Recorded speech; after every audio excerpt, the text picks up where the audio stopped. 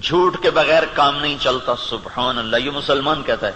سود کے بغیر کام نہیں چلتا، یہ مسلمان کے جب بول ہوں تو زمین آسمان کانپے نہ تو کیا کرے؟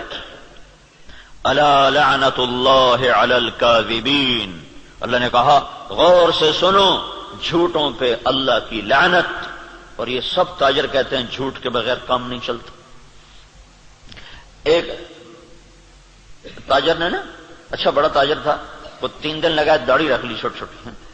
تو مجھے بڑی خوشی ہوئی. کچھ دن بعد ملاقات ہوئی تو شیو کیا ہوگا. میں نے کہا یہ کیا کیا؟ کہنے لگا جو سارا دن جھوٹ بولنا پڑتا تو میں نے شیو کرا دیا. میں نے کہا اللہ کے بندے، کوئی داڑھی کی وجہ سے جھوٹ حرام ہے؟ جھوٹ تو کلمے کی وجہ سے حرام ہے. اب تو نے 2 گناہ شروع کر دیے، داڑھی بھی منڈائی، جھوٹ بھی بولا. تو اب داڑھی منڈانے سے جھوٹ حلال ہو گیا. جھوٹ کا حرام ہونا داڑھی کے ساتھ نہیں ہے، جھوٹ کا حرام ہونا کلمے کے ساتھ.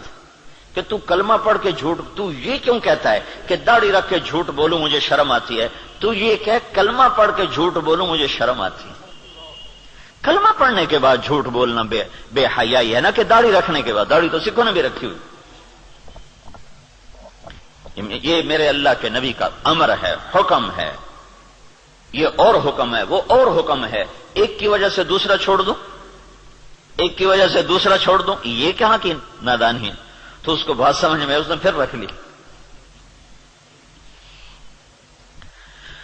تو اب جب تاجر کہے جھوٹ کے بغیر کام نہیں چلتا، سود کے بغیر تجارت نہیں چلتی، اور اللہ کہے لعنت اللہ علی الکاذبین، جھوٹوں پہ اللہ کی لعنت، اور اللہ تعالیٰ کہے فاذنوا بحرب من اللہ ورسولہ، یا سو چھوڑ دو یا اللہ اس کے رسول سے جنگ لڑنے کے لیے تیار ہو جاؤ.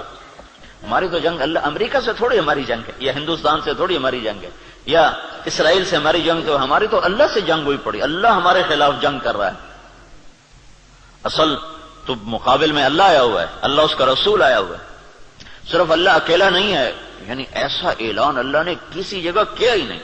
تو کتنی بے غیرتی ہے کفر. دنیا کا سب سے بڑا گناہ ہے کفر.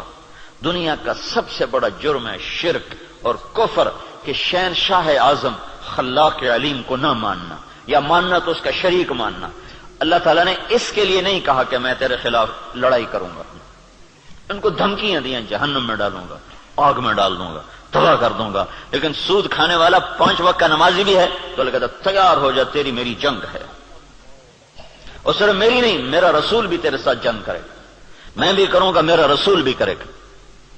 تو بڑا جگر ہے لوگوں کا جو اتنے بڑے اعلان کے بعد، اتنے بڑے اعلان کے بعد کہیں جی سود کے بغیر تو پھر کام نہیں چلتا.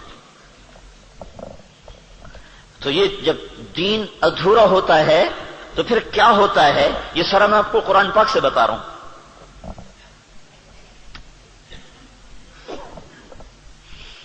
ہائے ہائے میرے بھائیو، اگر اللہ کے رسول کی ہمیں پشت پناہی نہ ہوتی تو اللہ کی قسم ہم بندر خنزیر بن چکے ہوتے.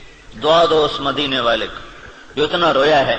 کوئی نبی اتنا نہیں رویا کہ اللہ کو جبریل بھیجنا پڑے کہ بس کر اتنا نہ رو. کوئی نبی اتنا نہیں رویا ہے. تو تمہارا نبی اتنا رویا ہے کہ 1 دفعہ نہیں سینکڑوں دفعہ جبریل آیا ہے، یا رسول اللہ، اللہ کہہ رہا ہے اتنا نہ رو.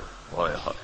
اور اس کو چھوڑو، قرآن کی گواہی سنو، قرآن کی جو قیامت تک پڑھا جائے گا، قیامت تک پڑھا جائے گا. اور ہر گھر میں ہے. حدیث پاک تو انہی کے گھر میں ہوگی جس کو تھوڑا حدیث کا علم ہے، لیکن قرآن تو ہر پڑھے لکھے ان پڑھ کے گھر میں ہوتا ہے. تو میرا اللہ قرآن میں اپنے نبی سے کہتا ہے فلا تذهب نفسك عليهم حسرات. میرا نبی، یہ انسانوں کے لیے اتنا نہ رو کہ روتے روتے تو خود ختم ہو جائے.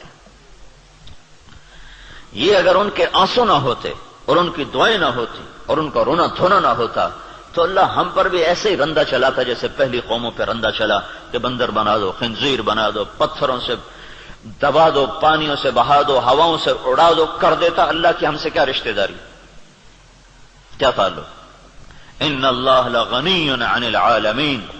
اللہ کا میں سب سے بے نیاز، سب سے غنی